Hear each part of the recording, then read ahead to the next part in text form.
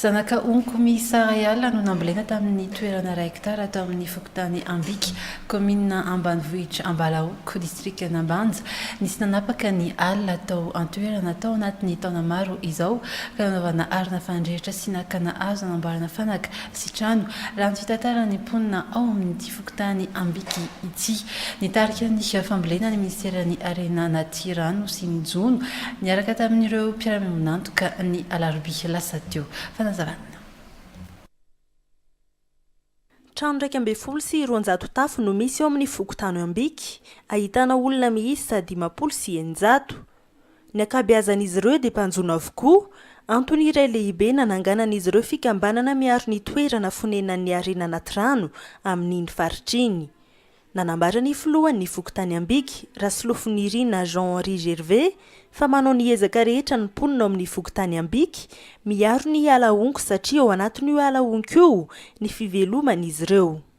Antony fitsaboana ala onko zany dia fikobina le onko zany efa hita fa misy fotoana lantarana izy taty nasana anaovana saribô no tsy votatanana tany aloha tany manjary miezaka ndray zany vonona fotony mitsabo miezaka mitsabo onko. Rehefa tafapody miloniny ireo onko ireo ino nefa mipody tsara zegny karaha taloha tagny tsisy roboka iny ala onko mipody tsara zero makamba io loko drakatra azone maro tsara koa satria izy amizao fotoagna zao. Nisy nanapaka ny ala nanaovana arina fandrehitra sy nakana azo nanamboarana fanaka sy trano raha ny fitantaran'ny mponina amin'ny fokontany Ambika. Nanamafy ny talen'ny kabinetra ny ministeran'ny Harena Natirano sy ny Jono, Razanaliva Hortense, fa ahitana tombontsoa maro ny fiarovana ny ala onko. Le fiovaovan'ny tetrony andro zany dia manimba ihany koa ny ala onko.